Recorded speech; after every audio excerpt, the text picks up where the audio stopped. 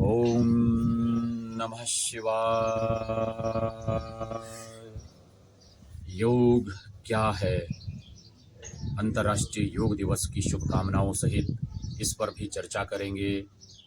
शास्त्र कहता है योगः समत्वम उच्यते, अर्थात समता को प्राप्त करना ही योग है। योग आत्मा का परमात्मा से मिलन, प्रकृति का समष्टि से मिलन, शरीर का आत्मा से मिलन, धनात्मक का ऋणात्मक से योग, यही योग परंपरा की विरासत भरतवंशियों के द्वारा संपूर्ण विश्व को प्रकाशित करती हुई हम सब का निरंतर अनवरत मार्गदर्शन करती है। योग के बारे में शास्त्र कहता है युक्त आहार विहारस्य युक्त चेष्टस्य कर्मसु युक्त स्वप्नावबोधस्य योगः भवति दुःखः, अर्थात जिस व्यक्ति का आहार विहार उचित है, बोध और स्वप्न उचित है, अथवा जो स्वप्न में भी किसी का अहित नहीं सोचता है, बोध में जागृत अवस्था में तो सोचने की बात ही नहीं उठती है। युक्त आहार विहार से युक्त चेष्टस्य कर्मसु, कर्म करने की चेष्टा उचित हो, युक्त हो, अर्थात हमारे किसी भी कर्म से सृष्टि के किसी भी प्राणी का अहित ना हो। ऐसा योग दुखों के हरण का कारण बनता है, अर्थात दुखों को हराने वाला योग ही सर्वोत्तम साधन है।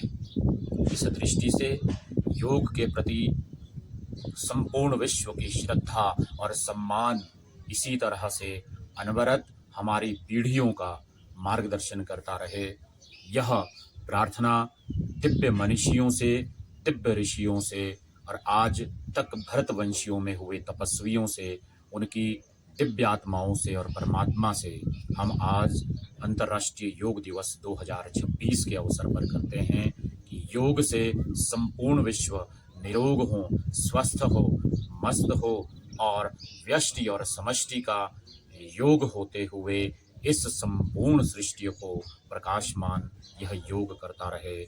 योग जिसके बारे में कहा गया है कि योग सृष्टि, व्यष्टि और प्रकृति का और व्यक्ति के साथ समन्वय का एक साधन है, उस दृष्टि से योग के लिए अष्टांग योग का जो मार्ग महर्षि पतंजलि ने संपूर्ण विश्व को और संपूर्ण मानव जाति को दिया, उसमें उन्होंने यह भी आग्रह किया कि अष्टांग योग की साधना से पहले हम अपने तन और मन का शोधन करें, आत्मा का शोधन करें, समस्त ज्ञानेंद्रियों का, समस्त कर्मेंद्रियों का शोधन करें। उसके लिए एक सूत्र दिया, यथा च खाद्यते हि अन्नं तथैव निर्गत्यते मनः, यथा च पीयते वारि तथैव निर्गत्यते वचः, यथा च प्रीयते वाणी तथैव व्यक्तित्व च, अर्थात जैसा अन्न हम खाएंगे, उपयोग में लाएंगे, वैसा ही मन बनेगा। यथा च पीयते वारि, जैसा जल पिएंगे वैसी वाणी होगी, और जैसी वाणी होगी वैसा व्यक्तित्व होगा।